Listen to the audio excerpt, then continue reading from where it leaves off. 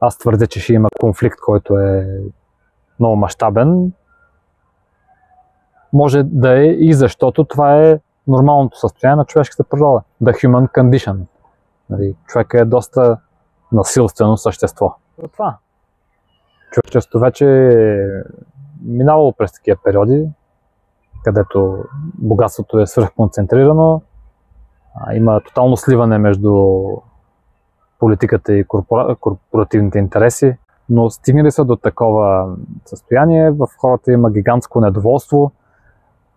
Така, масовият човек по принцип не е много добър в изразяването на недоволството си, в смисъл такъв един човек, който не е посветил на това живота си, на политиката и на хуманитарните науки, а примерно гледа край в някакво село, обаче местната мутра му купува млякото за 40 стотинки на литър и той вече няма пари за нищо и само се тревожи дали ще му оцелят кравите тази зима и така нататък. В него се натрупва едно такова напрежение, едно такова недоволство, което той не може да го изкаже с термините на тарифите, нали, геополитиката и така нататък. За него всичко е много непосредствено и много близко, но недоволството го има и този човек е склонен в един момент да вземе брадвата и да отиде да иска справедливост от тия хора, които са му изкупували млякото за 40 стотинки много години наред. И това цялото насилие, което... Не е ли основният проблем, че не е проблема този, който изкупува млякото за 40 стотинки, а този, който създава такава среда, в която млякото... То е една иерархична структура. Най-долу са най-селските мутри, които изкупуват млякото за 40 стотинки, защото те нямат конкуренция. Нали, селянина не може да отиде някъде да го продаде за 60, защото мутрата си е осигурила някакъв локален монопол и този локален монопол е enforced, с извинение за чуждицата, с благодарение там на местната власт, която пък тази местна власт е там благодарение на по-голямата власт и така нататък. Това е една пирамида. И това недиференцирано насилие и недоволство, първо е недоволство, чак след това става насилие. Може много години да е недоволство без да стигне до насилие, ако няма някаква искра, която да запали така купчината слама, но той или трябва да се облегчи по някакъв начин, или ще се стига до много лоши конфликти, както е било в началото на 20 век. Тогава света също се е движил с гигантски скокове технологично. Представи си какви неща има в началото на 20 век, нали, автомобили, самолети. Дефолтното състояние е да има насилие, а това да няма насилие е някаква аберация, която е следствие на някакви неправдоподобно случили се много фактори наведнъж. Нали, просвещението и там така нататък. Тоест, може би просто ще се върнем към дефолтното ни състояние, което е колене. Но просто усещам вибрациите на света. Наскоро бях и в Америка, където се срещнах така с американци, говорим си, пътувах и самата Америка.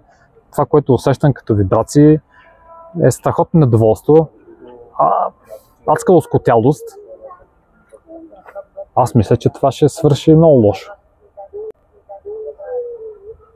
Но, както казах, трудно се правят прогнози, особено за бъдещето. Освен това, ти като кажеш, че има някакъв, нали, конфликт, то ти може да не си прав след 5, може да не си прав след 10, може да не си прав след 15, но може да си прав след 20. Това е малко като проблема с индукцията в логиката. Нали? Не можеш да докажеш, че няма черни лебеди. Колкото и бели лебеди да видиш, това никога дефинитивно не доказва, че не съществуват черни. В смисъл, трябва да ти е един черен лебед. Така че това с прогнозите е точно така. В смисъл, може да не си прав много дълго време, докато не си прав, така че докато не станеш прав. Така че аз мисля, че едно безсмислено упражнение да се правят прогнози. А ти какво мислиш? Мисля, че ще има обществени конфликти, които, за съжаление, ще бъдат с лесно потушение, именно заради технологиите. Силно се надявам да бъдем спасени от некадърността на управляващите, защото имаме един феномен, който почти винаги се случва, когато изградиш структурата на управление само на лоялност или предимно на лоялност. обикновено се обграждаш с некадърници. И това е единствения шанс за спасение, защото в момента властта, една власт, може да упражнява доста по-лесно контрол върху населението с технологичните дадености, които Но трябва да е компетентна. Но трябва да е компетентна. И да знае как да ги владее. То даже не е задължително да бъде съвсем много компетентна. Трябва да е полукомпетентна. Аз се надявам на силно некадърна власт. Тоест за тебе това, че живеем в супер дигитални времена, с супер мощни технологии, обаче политиците ни са аналогови и живеят в социализма, където една секретарка или операторка на пулт вади един щифт и го слага в друг, за да мога да се свържи разговора. Това е предимство. Естествено, да. Това е голямото предимство. Така. Част от проблема на опозицията в момента в България е, че тя също е аналогова. Тя също не може да си представя как могат да управляват тези оръжия, които в момента ги има.